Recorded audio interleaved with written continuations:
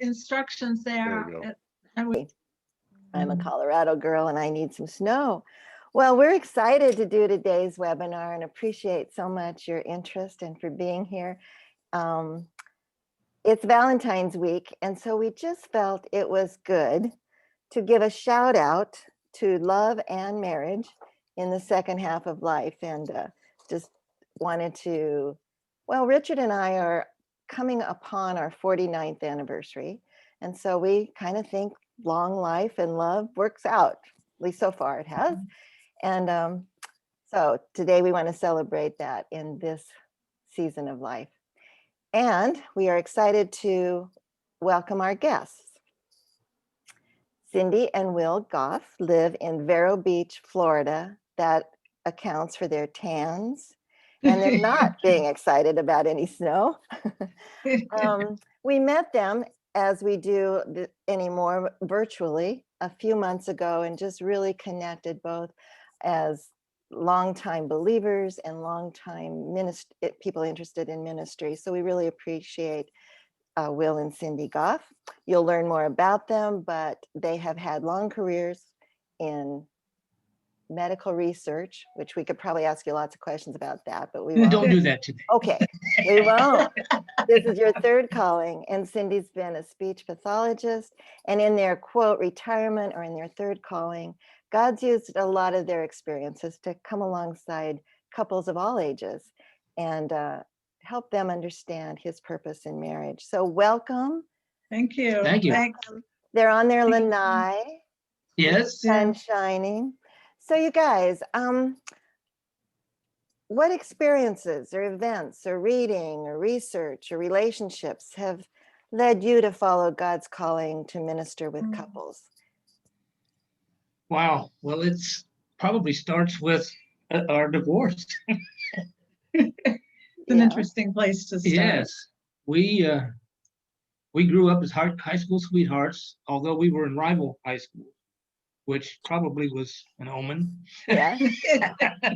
Yeah. And at 19 and 20, we got married, and we're off to conquer the world, as all young couples do, without a whole lot of preparation. And so we finished college. This was back during Vietnam, so we had 4 years in the military, and then I started graduate school, and all of that pressure, without understanding God's precepts, without understanding faith, hope, and trust, the marriage unraveled. And so for 3 years we were apart, but we already had 2 children. And I'll let Cindy chime in here. So those 3 years that we were apart, we continued to communicate, and of course the children kept us together. But we decided that we were going to try to make it work again. And so after we were divorced and remarried the same year, and so we had 10 years of marriage, divorced, remarried, and we'll have 1 more year of graduate school. Make a very long story short, God came into our lives. Will rededicated his life. I accepted Christ. We were 1,500 miles apart. It was on the same day, and we didn't even know, the two of us didn't even know what the other one had done that day. But we knew then that something special had happened and that God was going to move us forward. And then again, to fast forward, we moved from Texas to Idaho and raised our children in Idaho. And from then, we just became sponges to understand God's precepts for marriage and for his design. And from that, we then passion to share what was not shared with us developed. Yeah, and I think there is where the ministry, even though it was a lay ministry, a nonprofit, Hope Marriage Ministries, we grabbed at any opportunity we could to share the precepts of what a vibrant marriage could be. And I think it's important to distinguish between reconciliation and restoration. We reconciled, but God did the restoration. Right. Yeah. And that took 15 years before we felt through God, through the Holy Spirit, that we were now prepared to share God's precepts. So that's, God will use whatever methods and however much time is required to accomplish what he believes to be integral to our purpose. So that's how we got started with marriage ministry. That's a fascinating journey that you've been on. And when we think about marriage in the second half or the third of life, what unique challenges do people in that second half of life face in regards to their marriage and relationship? And then following up on that, what key concepts do you believe are fundamental for having a vibrant marriage? We can come back to that, and I'll remind you of that question, but Okay. specifically in this season of life. So what are the challenges in the second half of life for marriage and relationship? Well, in a way, they're the same challenges. They really are. It's just that, all of the issues related to marriage remain the same. It's just that there are certain portions of it become a little more apparent. Yeah.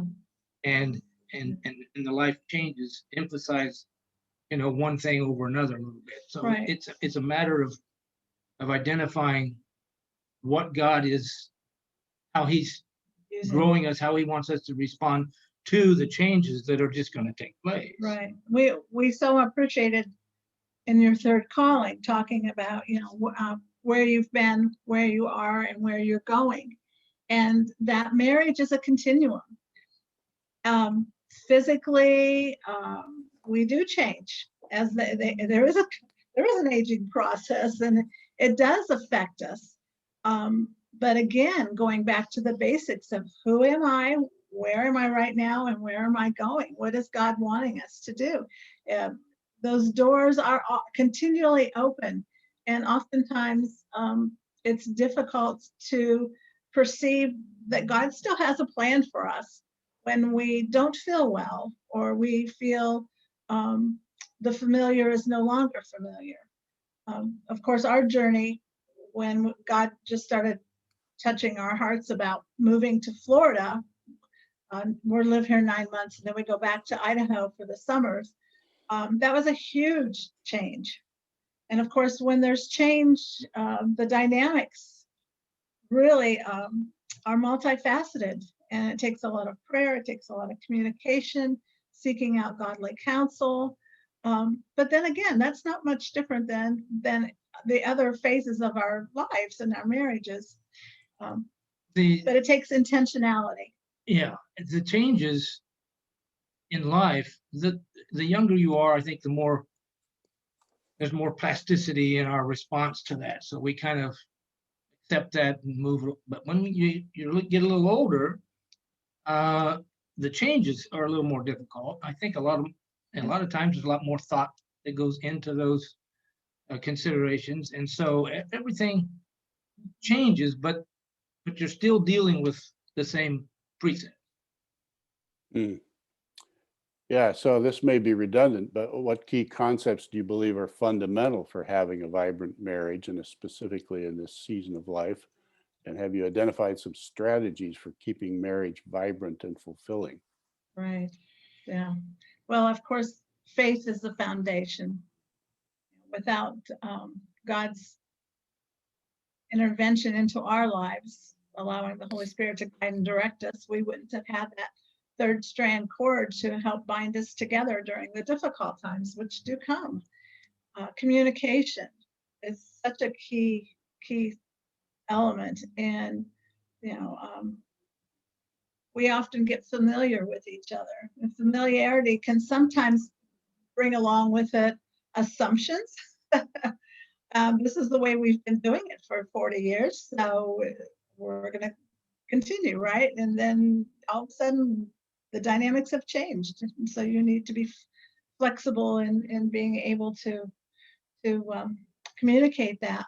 But the intentionality of interacting with others, our peers, other boomers, other people that have walked life ahead of us. We need mentors just as much as we did when we were putting our marriage back together. And likewise, we desire to mentor other young couples. That vibrancy, that anticipation, that excitement of what marriage has in store for them, we treasure that. It challenges us to keep our eyes and our ears and our hearts open. One of the things that I think surprises people in this stage of our life is, particularly after retirement. Now you're with your spouse a lot more than time-wise than you were. And that creates a completely different dynamic.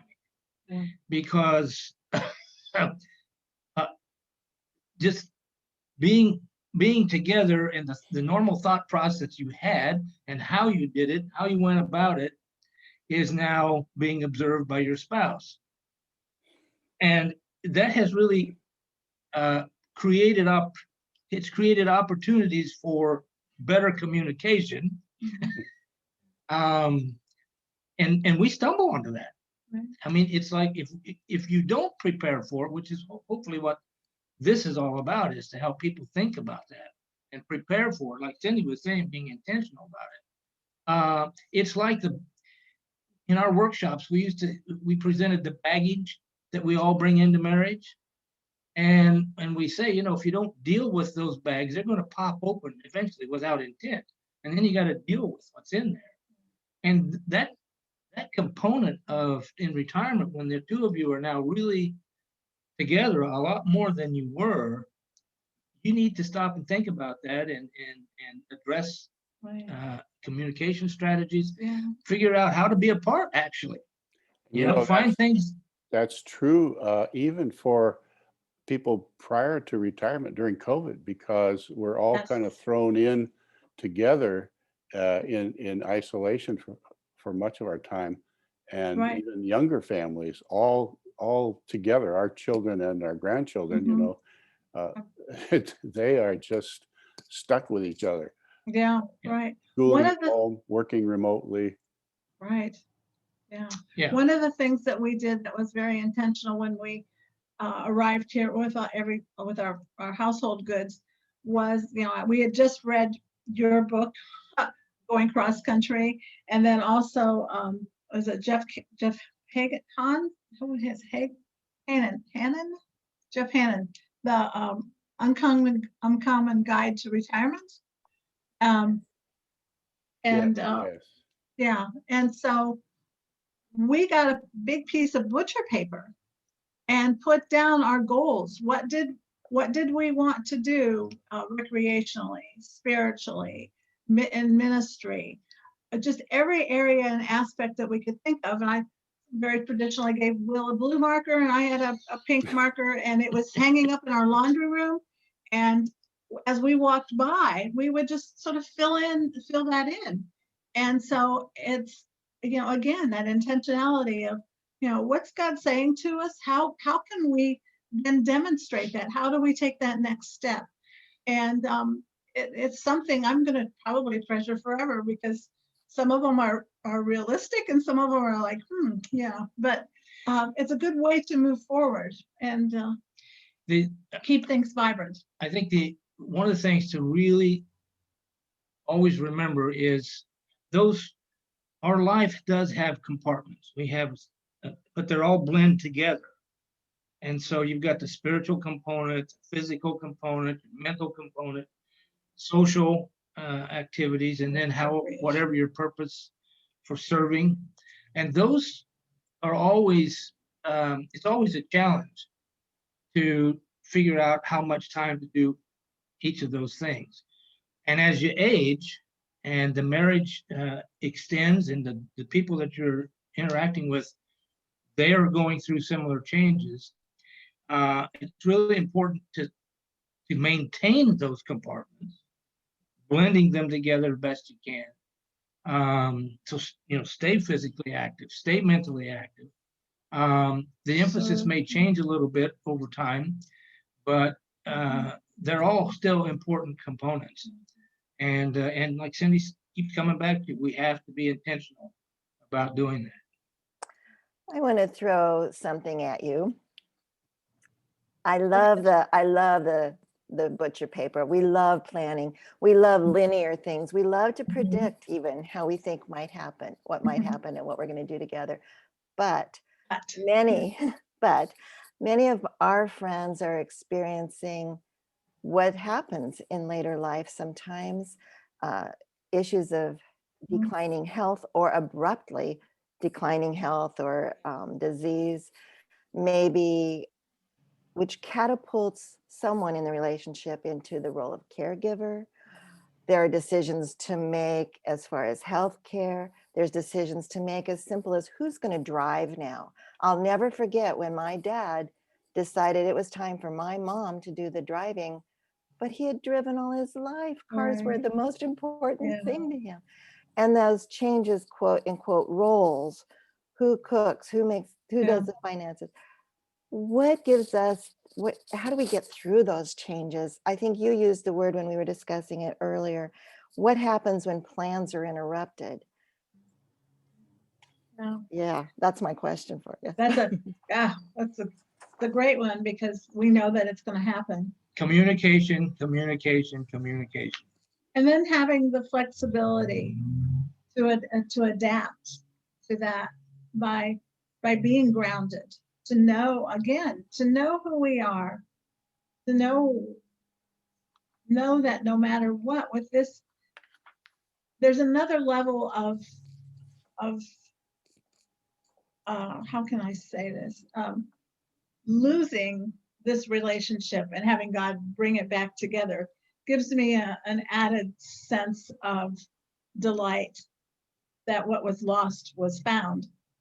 So that when tough times have come, and we've had, as soon as we arrived here and we thought we were going to have, maybe a few months of sabbatical, Will's retina detached. And as soon as his retina then was healed and he was no longer face down, they announced that the hurricane Category 5 was coming to our neighborhood. And so Will could not do anything. And so I had to, in a strange land, locate everything. And I look at that time as seeing God's hand throughout it, and just relying on God's wisdom to give me wisdom. And we only knew one couple in the whole community at that time. But that resiliency, I think, comes from, like Will said, communicating together, knowing these things are going to happen. And where is our source? What's going to sustain us through that? We've all been, I think the other thing is that one of the benefits of aging, maturing, is that we've all been through some storms, and we've seen God's faithfulness, and we've seen how we can move forward.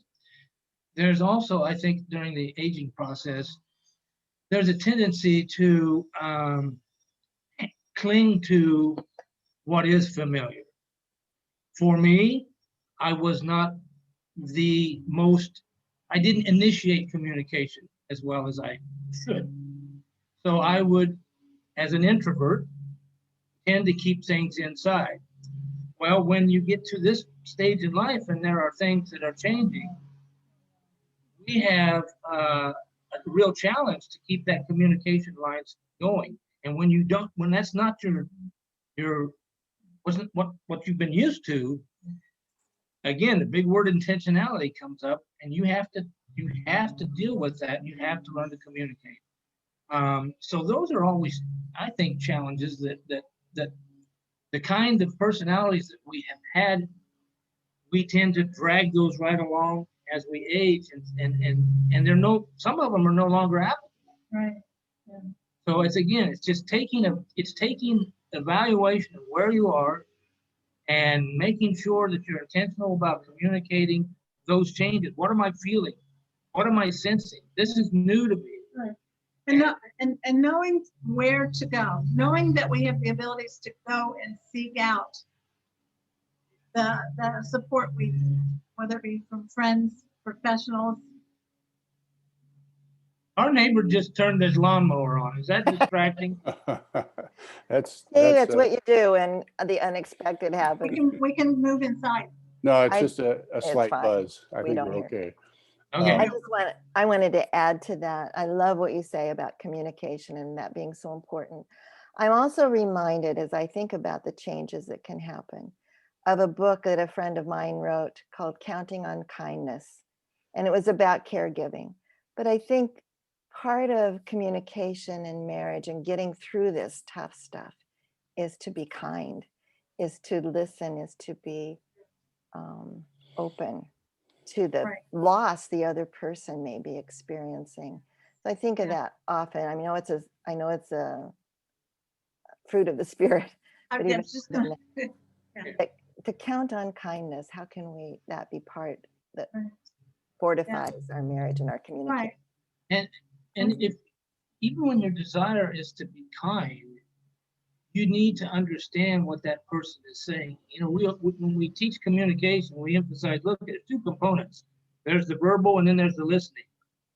And the listening is sometimes really more important, because if you don't understand, you need to clarify and ask those questions. And that dynamic can create real opportunities for sharing and going actually deeper than you first intended.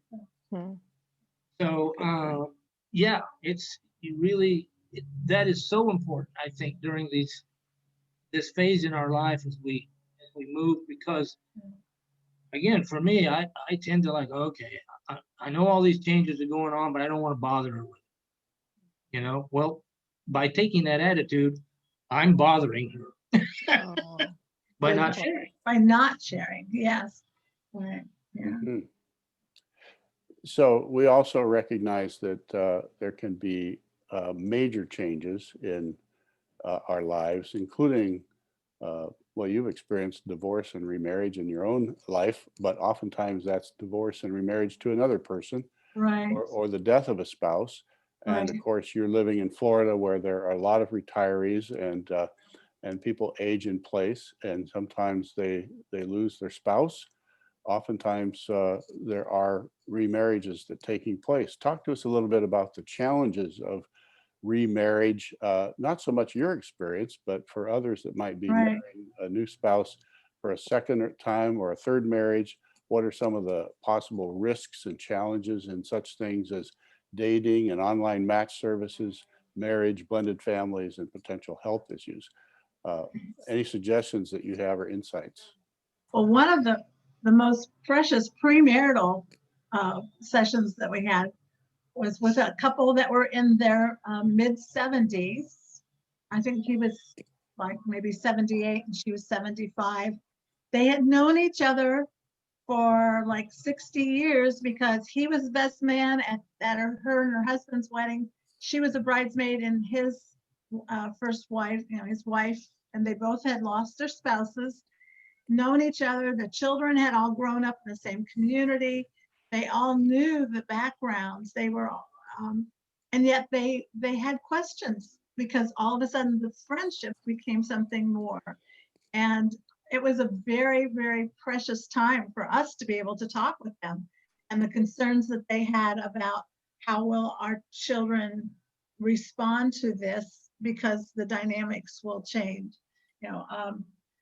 How will we become integrated? And it was a very interesting journey of trust and communication. When we had our nonprofit, we dealt with all three areas of marriage: preparation, enrichment, and restoration. And it was interesting, especially in this case. It was our first real exposure to that dynamic. But what we learned was some of the same things that we would do in premarital with young kids. We did. It's the same topics. So we would employ those. Now it had a little nuance to it, of course, additional questions.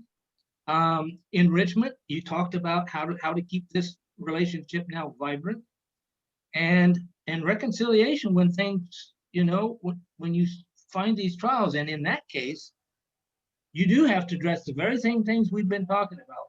There's going to be changes in physical, your health, Their intimacy. and so forth. Intimacy, how do you maintain that that vibrancy? It's going to look different. You may need medical attention with those things. Again, being intentional. But there are questions that those folks we found asked that are the same questions that the younger ones were asking, because this was kind of like a whole new adventure. Yeah. And yet there are these other aspects that we've already been talking about. Given life's experiences, oftentimes there's this extra layer of fear, concerns, anxiousness, that I might make a mistake, that I don't have that many years ahead of me, and to walk into an unknown. Want to make the best of it. I want to make the best of this.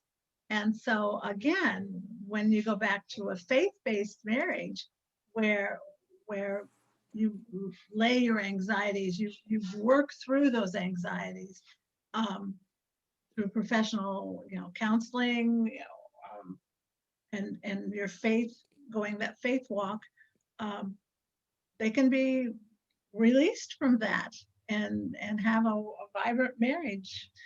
The one thing that we find in that area that is most important is you have to deal with the dynamics of the two families.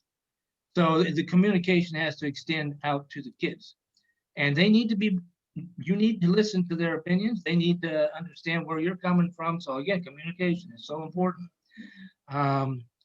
But as Cindy was alluding to, I think the bottom line in all of this is having a really strong faith foundation. That will guide you through these interesting challenges.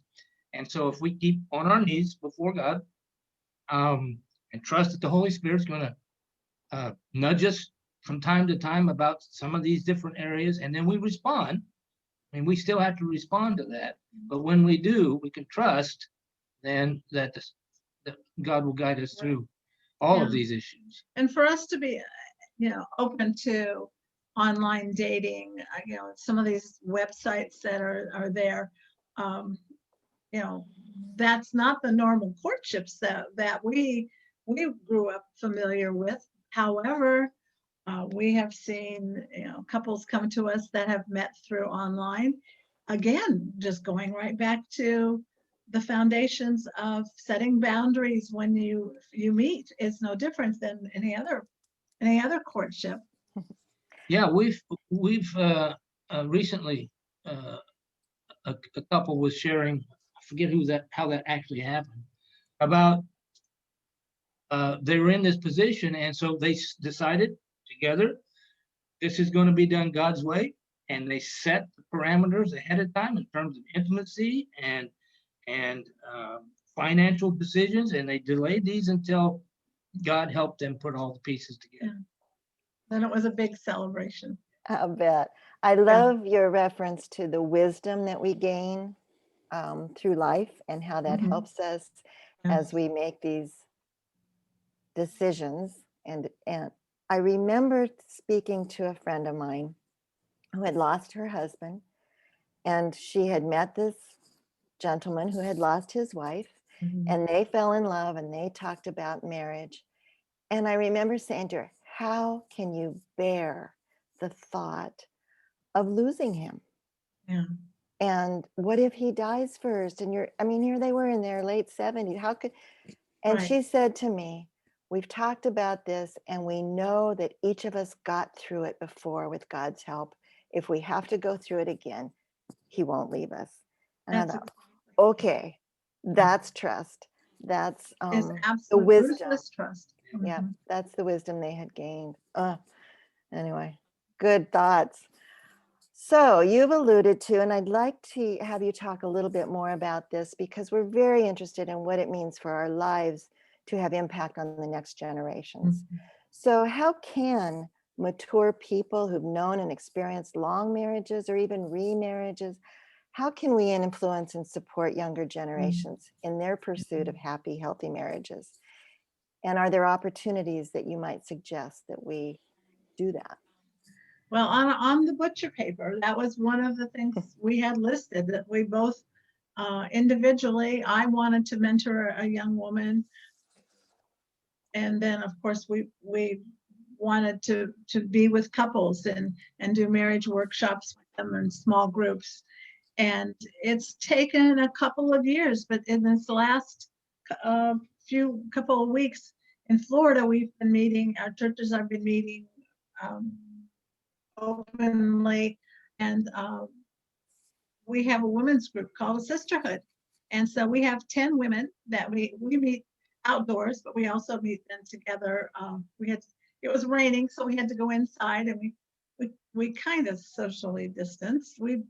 Florida's just kind of different right now, but we have multi-generational groups of women, and it has been a blessing for us to hear where they are, to recall and remember, just like you were saying about the wisdom that we have. And God says for us to be able to share that, and be intentional about sharing where we've been.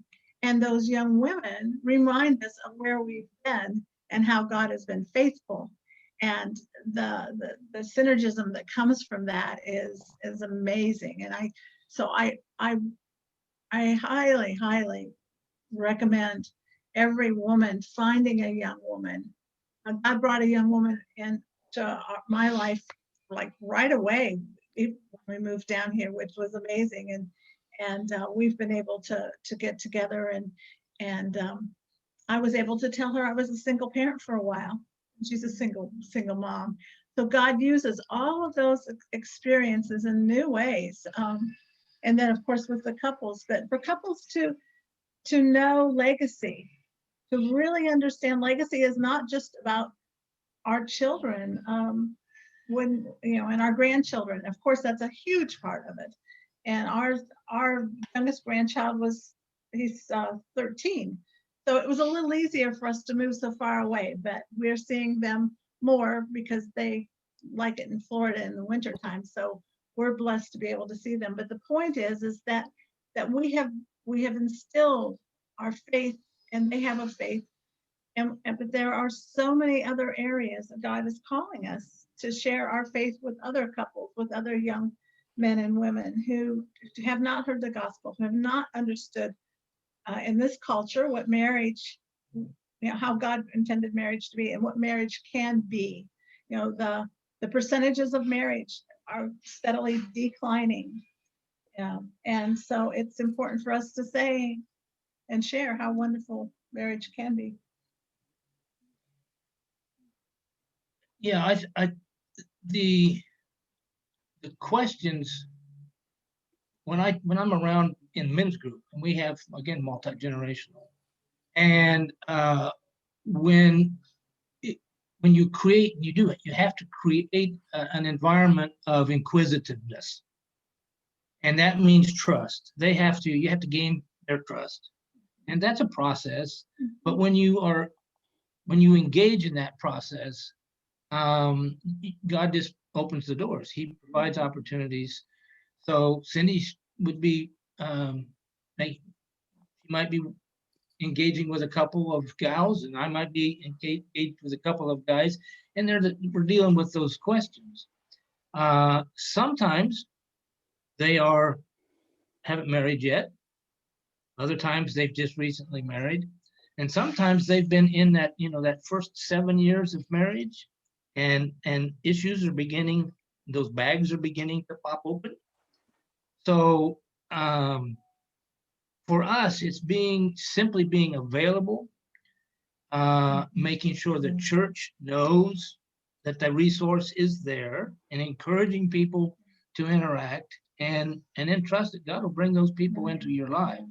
We've been in churches where when a new couple would come to the church to join, there would be another couple that could be a mentor that would meet with them, maybe on a quarterly basis, but just do, be available. Just walk life Just together. walk life together. It wasn't a weekly thing, but it was just touching base and knowing that somebody was there to be an encourager. And of course, attending seminars and webinars, talking about, this is a time for us to celebrate where we are. And we have been given, through science and technology, we've been given additional years of life that our parents, our grandparents didn't have. And so to use them wisely. One of the things that one of the challenges I think that I had to deal with was, and when you look at the data, there was, we've been following divorce rate in the United States, and they were saying about 10 years ago that it's going to, now it's going to be approaching 50%, when in fact it never reached 50%. It only got to be about 30% of divorce. But that's because people were starting to cohabitate. So there's a whole generation out there that really doesn't understand God's precepts for this relationship. And so, that's part of our purpose, is to find those opportunities to share that and to invite people. And you don't do that, in a heavy-handed way. You just create opportunities for relationship, which, that's, why are we made in the image of God? Because he wanted a relationship. Yeah. And he wanted an intimate relationship. And so we try to emphasize that when we deal with these couples too, is that we're seeking intimacy in this relationship, and that involves everything. Awesome. Well, listen, I'm going to pause the recording now and allow for some Q&A without having to go on the record here if people want to ask questions. So thank you. This concludes the recorded aspect of our webinar, and we will